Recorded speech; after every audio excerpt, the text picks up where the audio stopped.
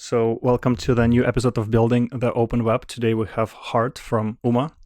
Hey Sasha, thanks for having me. Cool. So maybe we can start with a couple sentences on what are you working on today. Yeah, so UMA is a platform for writing financial contracts and really building synthetic assets on a blockchain. We're starting with Ethereum, but the concepts here are extendable to kind of any blockchain platform. And how did you decide overall? Like when in your experience back in the day, or when was it? Did you decide to actually start companies?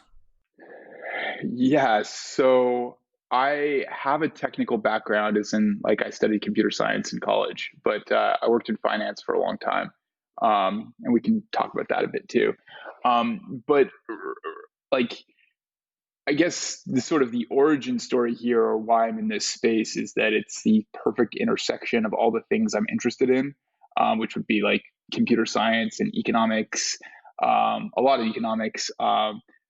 Psychology, financial engineering. I really look at building in crypto as programming incentive structures. I think crypto is kind of this mechanism, or is really the first way we can really program incentive structures.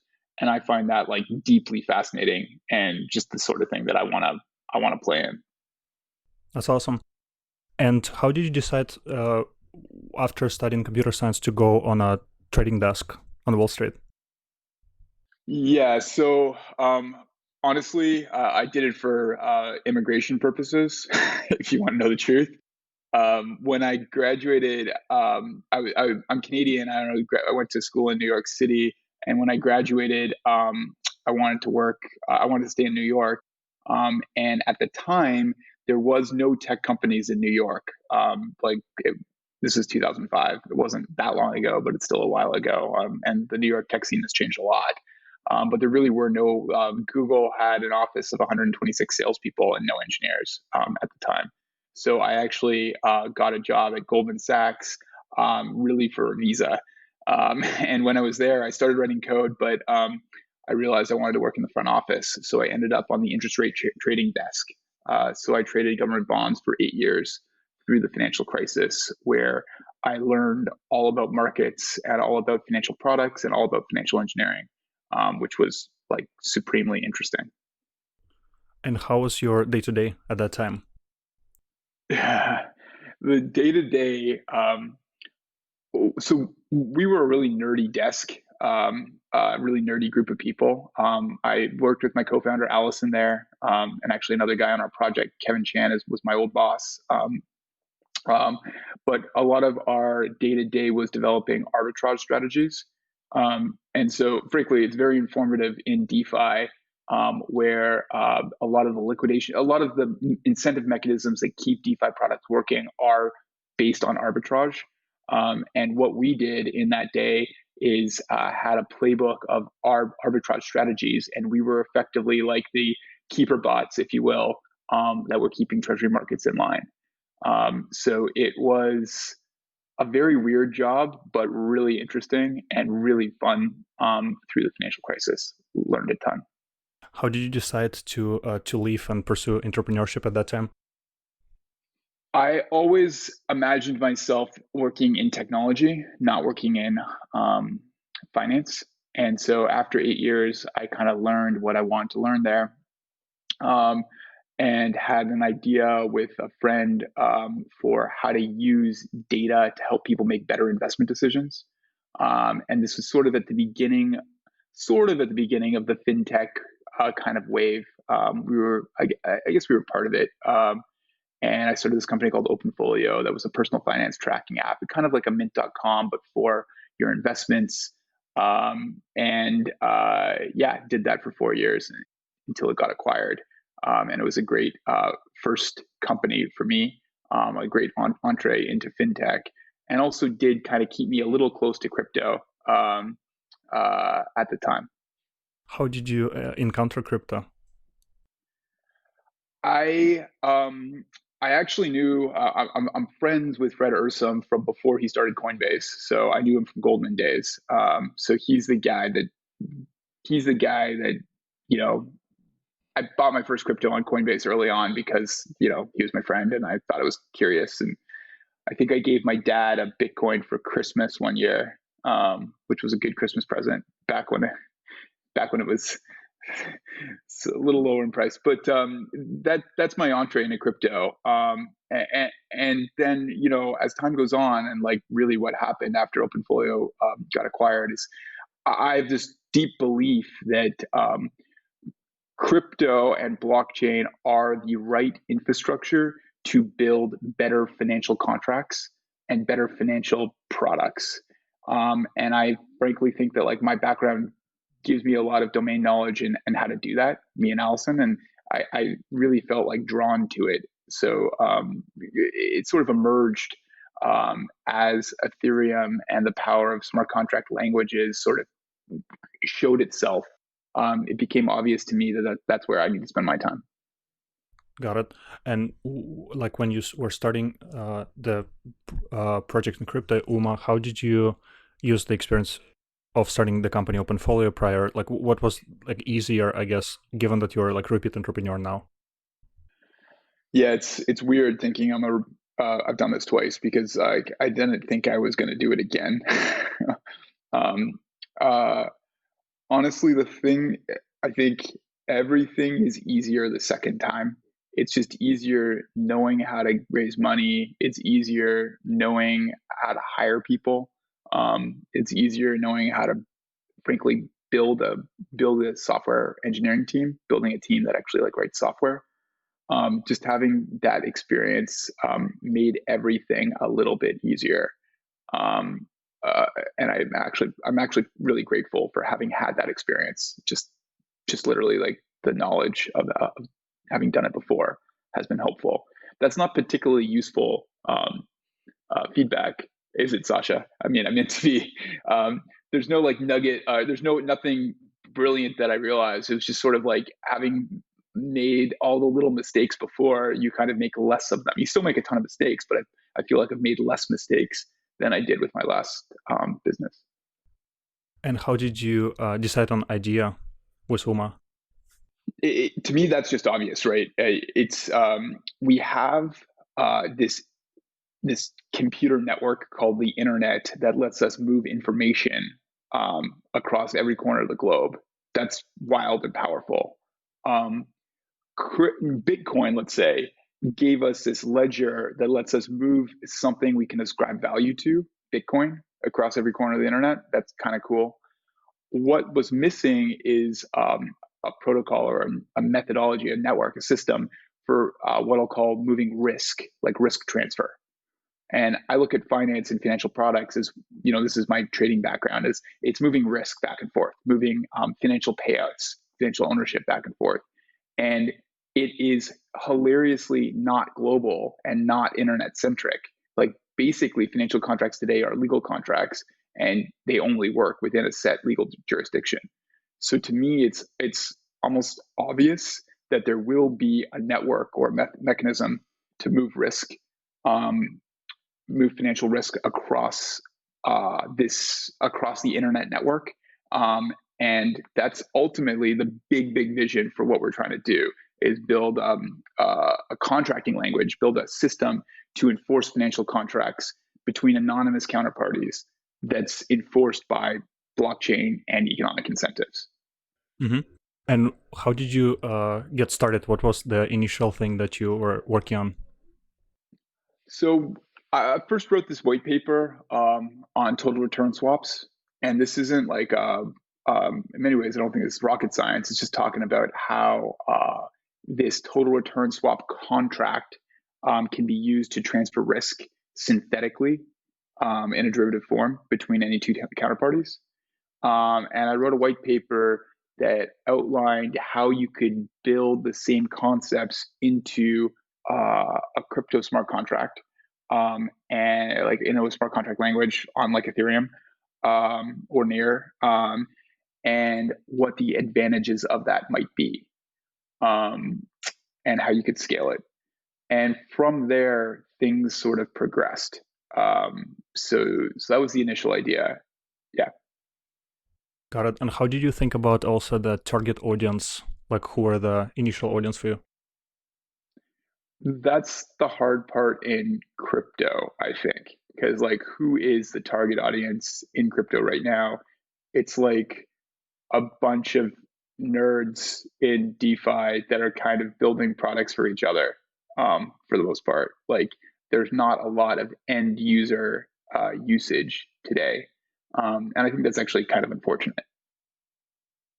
So really, the user here is like, this is a good idea. People that kind of, as I talk through all this DeFi stuff, people think it makes sense. Like, hey, we can build a global financial system that's actually accessible by anyone, and we're going to enforce these contracts using code and logic and economic incentives, not enforcing contracts using lawyers and judges and court systems. Um, People get those benefits, but really, I still think we're super early here where we are still building ideas for other people in the space that think these ideas are cool. Um, they're not, we're still in like the proof of concept stage, in my opinion. Yep. So sounds like it's a bit of a like self-serving community. It's not like widely expanded. How do you think we can like move from where we are today to like expand it to like consumers? Time and time and innovation, right? I think there will be breakout products, and frankly, my thesis here for um, DeFi is that there needs to be things that you can do in DeFi that you can't do anywhere else.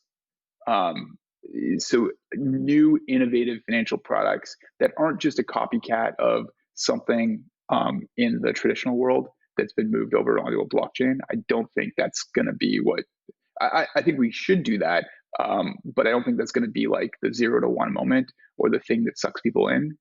Rather, it's going to be um, new financial products, new financial innovations that people dream up.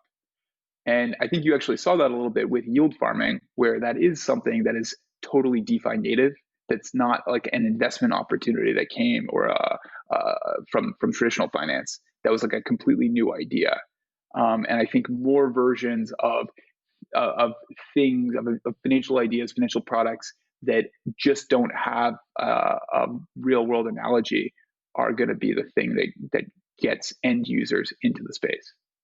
Hmm. And when you think about it, do you think more about like emerging economies, kind of like providing like basic banking services to people who don't have it, or is it providing services that don't exist today for like people like North America and other places? I don't know. Like the sort of from a values perspective, or kind of what I'd like to see in the world, is like I really love the concept of banking the unbanked, of providing fairer financial services to those that don't have access. Um, but I'm just not sure if that's going to be where innovation happens first.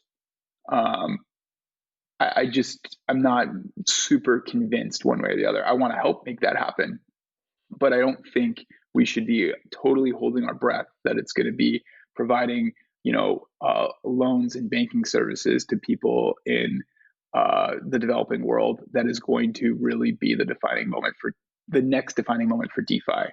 I think it could be still be more several years of building innovative and useful financial services to people that already have access to good financial services. But this is doing something different, and then have that innovation like bleed down into the developing world. Got it. Yep. And the way you think about it, is it the biggest priority for you would be to get as many experiments started and like incentivize as many developers to like experiment with things, or is it something different? I think so. Uh, Somebody I talked with recently kind of talked about it as like the what was the word he used? Uh, I'm blanking on the word he used, but basically the surface area for just uh, experimentation and for like things to emerge. We want to make as large a surface area as possible for um, spontaneous, interesting, novel ideas to emerge. Um, and I think that does go from like incentivizing developers, marketing the ideas. It's Sasha, a lot of what you do of like, talking to people about what you're doing and building a community and pushing the innovations, pushing the envelope about what can be done here, so that people's minds start congealing, and you kind of you outsource honestly, you outsource a lot of the real innovation. It's like the long tail of user generated financial products. You could think of like the long tail of user generated content on YouTube. We want to incentivize the creation of long tail financial products, but it's going to be a process and it's going to take some time. Yep. And how do you go about incentivizing this? So just yesterday, I'm not sure when this podcast will exactly be released, but just yesterday, our time on November 3rd, we announced this developer mining program. And this is a riff on liquidity mining, or trying to take the concepts behind liquidity mining and apply them to incentivizing developers to build on the UMA infrastructure. And when I say developer mining, so what we're really saying here is, well, okay, liquidity mining worked far better than anyone anticipated ever in terms of driving liquidity to these DeFi products. And if you really think about it, liquidity is like a necessary component to building a successful DeFi product. You need to have it be liquid enough to be usable and to trade. But the product, the need before that actually is you need a developer to come up with an idea and to build a front end and to like build the thing that then has liquidity behind it. So we're trying to riff on this by saying, hey, what if we were to take UMA token rewards, and instead of providing them as liquidity mining rewards, we instead gave them to the developer that came up with the idea and built the interface. And the amount of rewards that we give to that developer are based on the popularity of their idea. So if they are 10% of the total open interest or the total value locked, they would get 10% of those rewards each week. And the concept would be that developer can then take those rewards and in turn build their own incentive program. So they could build their own liquidity mining program or their own program to incentivize whatever they want, and kind of empower the developer to take these incentives and use them for whatever they think are going to best increase the usability of their product, where their product in this case is a synthetic token, a synthetic asset. Interesting. And how, just for the audience, maybe how do you think about synthetic assets overall, so people know what it is? Yeah, good question. So what is a synthetic asset? Here we're talking about a token. So it is an ERC20 token or something equivalent that can track anything with a price index. So you could make a synthetic asset to track a real world thing like gold or oil. You could also make a synthetic asset to track an arbitrary index like the total value locked in Uniswap. And then you can do other fun things like make synthetic assets whose prices are conditional on certain events. So, tracking the probability of Trump winning the election, or doing something that has embedded optionality. It could be like a sort of like a covered call, a thing that is worth say 1 ETH up until ETH hits a price of $400, and then it's capped there. So all this kind of stuff. But a token that tracks some index is a synthetic asset. And we have built a generalized framework that makes it easy to actually create these synthetic assets, where a minter, the short, basically the person taking the other side of the trade, can go ahead and in a levered way create a synthetic asset that then can be sold and freely traded anywhere that ERC20 tokens are accepted. Mm-hmm. And when you see developers in a DeFi space thinking about new ideas, is it kind of like a natural idea for them of synthetic assets, derivatives, or is it something that you kind of need to have background in finance? Do you find like education is challenging, or is it pretty natural at this point? Somewhere in between. I think I think there's some of the basic concepts are now well understood. I think in the DeFi community, it's like, oh, hey, I can make a token, and the price of that token should be based on something else. I think people get that. Where there is still a need for a lot of education is like, okay, well, wait, how does that actually work? Like, if this token is based on the price of something else, um, the concept that like, oh wait, somebody had to take the other side of it. Like, I can't just mint that token out of nowhere. There's a long and a short. Like, there's offsetting risk here. Some of those other concepts aren't quite as like naturally apparent to a lot of people in the space yet. And that's why, Sasha, like you, we got to do a lot more education and just keep talking to people about all the stuff that they can build and how it works. That's right. Yeah, I think education is a big kind of like gap in a space, and we need to somehow find a way to bridge the gap. Um, I see. And for developer mining program, have you looked at other programs as inspiration, or like have you seen somebody like targeting developers in this way, or was purely like your own riff on the liquidity mining idea? Um, it is us reflecting on liquidity mining and reflecting on like what we want to inspire. And this goes back to, I guess, what I was telling you at the beginning. I look at this whole thing as designing incentive structures. So the UMA protocol is this thing of designing incentive structures to get people to enforce financial contracts or to follow financial contracts. Like, that's the base protocol. And so our synthetic assets are an implementation of those concepts of, hey, how are we going to get people to follow this financial contract while we're doing it with economic incentives, and we're doing it all pricelessly. So we're minimizing Oracle usage, which is also something we could talk about because I think it's really fascinating. But the next part is like, okay, how do we now incentivize people to use the infrastructure itself? Um, and liquidity mining incentivized people in a way that, again, was super powerful. So we just spent some time thinking, hey, can we use these similar concepts to incentivize people to build on our protocol? And can we do it in a way that like it aligns incentives across the board? And that's the other thing that's really nice about the design here, where our core KPI as a protocol is to get usage. Like, the UMA token accretes value based on people using it.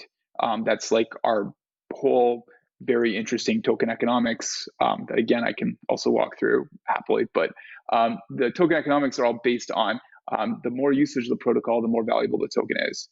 So if that's the case, then it makes perfect sense to us to give away tokens through developer mining to get people to use the protocol to build value, to build open interest, which should increase the token price and create a virtuous cycle there. And also in Open Web Collective, when we work with startups, token economics becomes a challenge quite often. How did you yourself kind of thought through your own token economics design of it? um, I mean, to be totally honest, I just love thinking through this stuff. So it's just actually like really fun to think through it, and to really try to do it from first principles. So it's like, okay, wait, what are we actually trying to do here? What is the point? And let the token only exist if there is a rational need for it, if there is some reason for it to exist, right? That's the other thing that I find important. And then I guess, I had a couple like cheats here where one of my very good friends is an economist that has very clear and sharp thinking around how economics work. And so thinking through the actual economic systems here was useful. And then realizing that it really is all math, right? Like, economics is applied math. Token economics really should be applied math. You should be able to prove with math why this thing should do what it does. And I think again, just it's just a great framework where it's kind of a fun math problem to figure out. Mm-hmm. And how were you also designing the Oracle? So the Oracle is our token economics, and the basic concept here that we look at is for what we're trying to do with these synthetic assets is we need a real world price, this price index, or this price. Now, we don't need it all the time. So the first thing kind of part of our realization, our process as we built this thing, we came up with this priceless framework. And what we mean by that is it's really an optimistic framework for enforcing our contracts. So the idea is that the specification for the contract is written to the blockchain where anyone can observe whether the contract is correctly collateralized or not. And we let people liquidate under collateralized positions, and we do the whole thing without Oracle calls. No one actually makes an Oracle call unless there is a dispute, unless somebody does an action and somebody says, hey, that's not right. And the whole idea here is we're just enforcing this financial contract optimistically. And we're trying to brand this priceless. These are priceless contracts that don't require an on-chain price unless we kind of hit the unhappy case, the sort of exit game case, if you think of it like a layer 2 thing. And Sasha, just to give some context here, this looks a lot like how legal contracts are written in the real world. You know, you and I can write a legal contract under the laws of the state of California. And we execute that contract optimistically. We hope we are both going to observe the terms of that legal agreement, and that we don't have to sue each other. So we do what we're supposed to do. But if we disagree, if there is a dispute, we have an enforcement mechanism, which is we sue each other in the state of California. The priceless methodology is enforcing DeFi contracts the same way. So we should only use the Oracle in the advent of a dispute. Now, turns out this actually works surprisingly well. Like right now, we've only been live for like 3 months-ish, and we have over 50 million bucks secured this way right now. And we've practically had no disputes go to the Oracle.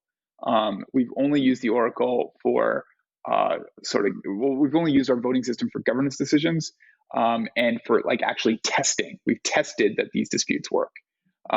But we really have had no disputes that have gone to the Oracle because this priceless methodology actually works. And so that's like a kind of wild concept. Now, I haven't even answered your earlier question, which is like, how does the Oracle work? The point is that because of this design, because we only use the Oracle as a dispute resolution process, it actually opens up the design space for what an Oracle can do or should do, and lets us do things that we think are far more decentralized and are far more robust. So when there is a dispute, we can take time to resolve it and resolve it asynchronously. We are not pushing like a price all the time to a blockchain. There is no on-chain price feed. There is only a dispute that when a dispute happens, UMA token holders vote on what they think the right outcome is. And the game theory is designed such that like the right thing is what the majority votes, and the majority gets paid a reward for voting correctly. And this lets us build a truly decentralized Oracle system that actually relies on human judgment, kind of like decentralized human judgment, to resolve what the correct price of something is in the case of a dispute about it. Nice. And who are the people who apply their judgment in those situations? So it's the token holders themselves. And right now, the whole idea here is that this should be a pretty easy job. It should be pretty easy to be like, hey, what was the price of this thing at this time? And that again is the point, right? If it's an easy job and if it's obvious what the price of this thing is at this time, then first of all, there really shouldn't be any disputes that go to the Oracle, because it's just everyone knows what the answer is going to be. And the person that triggered the dispute is just going to lose their fee, lose their dispute bond for even triggering this dispute. Where it gets interesting is like, what if there is a legitimate disagreement about what the price is at that time, in say the case of like a flash crash or some sort of other odd edge case outcome? That's where we actually really do want decentralized judgment. And in this case, I would expect, and I expect this to happen at some point, I don't know when, But when there will be a genuine disagreement about what the price is at a certain time, people will campaign for what the right answer is. And depending on what the majority says, the majority will be right. And I think that's going to be a really interesting edge case for us to see. I also think, and this is maybe going a little bit off topic, but having that level of human discretion is critical for us to actually scale DeFi.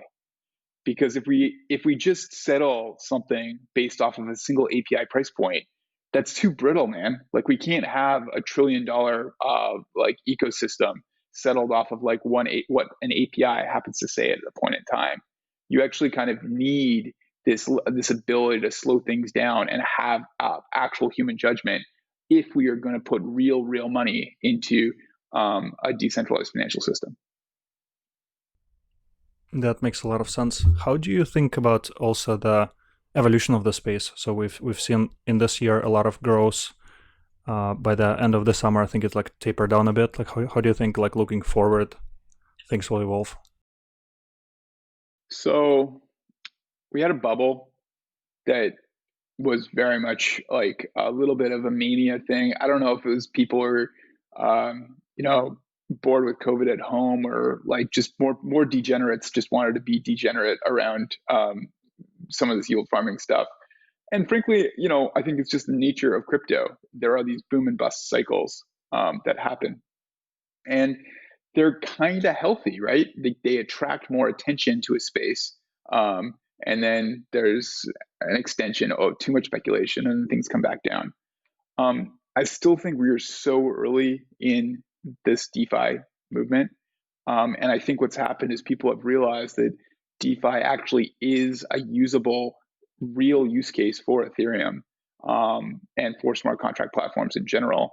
I think increasingly people are going to look at smart contract platforms as platforms to do decentralized finance. I think that it is the first like real use case that are going to emerge. But we're just going to have another decade or two of people innovating in this space, and I'm just kind of excited to be part of it. Makes a lot of sense. Like now that you're also thinking about this program that you just launched yesterday, did you size up kind of like the total market of developers today? Kind of like, do you have a particular target you want to hit? Like how do you think about that? I don't have this is so experimental, Sasha, like how we're doing this. So and it's so hard to get metrics in crypto space. So we don't really have a particular metric. We will be looking very like carefully about like how much it costs us. Like if we're giving away these developer rewards, how much what's like the cost per developer through this program. We'll run metrics like that, and we'll blog about them, and we'll share them, just like we did with our liquidity mining experiments, where we tried to put a cost on, what is the cost of liquidity. But we're not really doing this with any firm targets. We're really doing this as an experiment to see if the incentive structure works or not. Mm-hmm. And also, what are the differences between running more like traditional fintech company like OpenFolio and now being in this space? I mean, this space is wild, man. Traditional fintech now looks like so boring and antiquated, and like, yeah, because of COVID, my team is completely remote. We are now all over the world, which is wild. Everything we write is open source. We're completely open. We have like no private repositories. We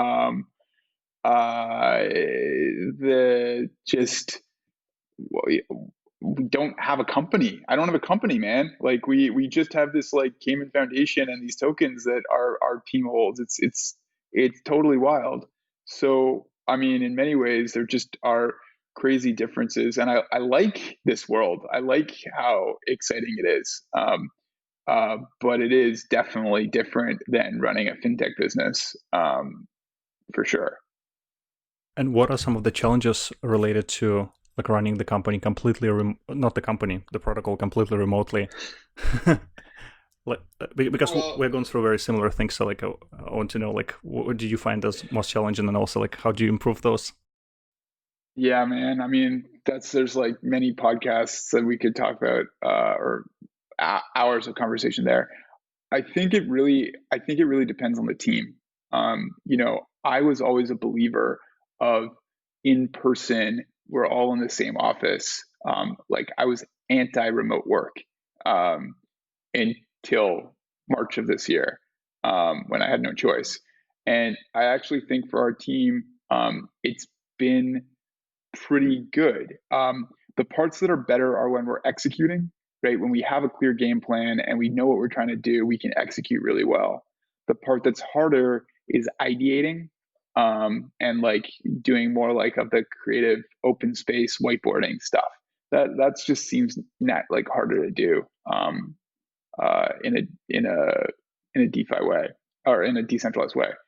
Um, I've been spending a lot of time on one-on-ones. Like now, honestly, half my day, or maybe a third of my time, is one-on-one conversations with my team, both about like just staying connected to them and also just trying to like ideate, come up with creative ideas, and like get the sort of institutional kind of idea space flowing. But yeah, man, I don't know. It's been wild. Yep, I definitely can agree on those execution being better versus the creative aspects becoming more challenging. Were you guys all in the office yourselves, or were you remote some before this? hmm Yeah, we actually had like very interesting kind of evolution of it. We were 2019, maybe like 90% of the people were in one office because we like rebuilt blockchain 3 times. Like people needed to talk to each other like every day. Then we actually started to expand out as kind of like the product itself was maturing, and at some point we found ourselves in a place where it was like 50% of people in the office and 50% of people everywhere, and that was actually like the worst of all worlds because you kind of have people who like a lot of people who feel left out all of a sudden, and then you also don't have kind of like processes or like this communication that you're now doing with your team because people don't see a need in this. They're like, well, like I think things are just fine. And then we actually like yeah, we lost our office when we kind of went into this pandemic, and that made it, now we were forced to actually become remote first organization, kind of like learn all of these things we had to learn. Yeah, it's it's been a wild year, man. um, it really has. That's right. Yeah, it's not over. It is not over. There's been a lot that's happened. Yeah, I mean, okay, I'm gonna ask you this question too. But is there any one trick you think you've learned as you have done this adjustment that has like helped with the remote work culture? So we're starting to do like a bit more of in person, kind of like in locally. Like for us, like in Bay Area, we sometimes would meet locally. So that we were like kind of like yearning for this, like actually like having like more of a space via like small teams together. So I don't think it's like something like a big improvement, but it's more like we're trying to kind of uh, like what's the right word? Kind of like to those things that are missing that you mentioned, essentially like trying to accommodate for them somehow, at least however we can. So that is there, and we're like looking sometimes at like different tools around like how do you do like whiteboarding in like online world. I don't think there is like perfect solution there, but Yeah. at the very least like we're like trying on that front. What else? And we're just like having more communication, like as you have like a lot of one-on-ones. I think it's important to be very mindful in terms of like designing kind of like communication loops, like who, like for example, like I would when we had an office, we would go for coffee like almost every day, and with some people who are building infrastructure, and I would know exactly what's happening. And now some people might not talk to each other for like 3 months, for example. I start hearing Yeah. like, oh, I just I used to be talking to this person like every day, but now I actually haven't spoken in 3 months. And so I think being mindful about like this communication loops, like what are the critical communication loops, for example, like maybe somebody who's talking to the market should be in a loop with somebody who's building the product. It's like kind of like obvious things, but like some of these loops might just disappear when people like went through this transition with having an office and all of a sudden being like remote. So I think like being very like mindful about those like communication loops and how like what's the right frequency, who should be talking to each other is very important. Totally. Yeah, that makes sense. Cool. And where do people find more information overall about UMA or the program? Website and our doc site. So umaproject.org and Twitter, UMA Protocol, at UMA Protocol, and our Discord. And like you said, Sasha, like we want to just do more education and more chatting. So generally speaking, just try to find us and talk to us. Like the thing that I've also found that we have that we really want to share more of is our finance knowledge. So like, how do you build structured products? How does some of this arbitrage stuff work? Like, how can we build a perpetual synthetic token, which we're building, by the way, and it's super cool. Like, what does negative interest rates in a token mean, or how could you do that? How do you build futures or options, and then how would you hedge them, and all this stuff? We've got like a lot of domain knowledge to share that we're really looking forward to doing more of. So yeah, join our Discord community, start chatting with us, ping us on Twitter, and read our docs. I guess that's the answer. That makes sense. Yeah, like I think it's very true that kind of like trying to, like remove the kind of like tribal knowledge from people's heads and put it into the world via like education is like very, very important. We're also thinking about it a lot and starting to shoot more videos, putting it on YouTube around. For example, like we have some people who built our like runtime who know really well how to design like Rust contracts.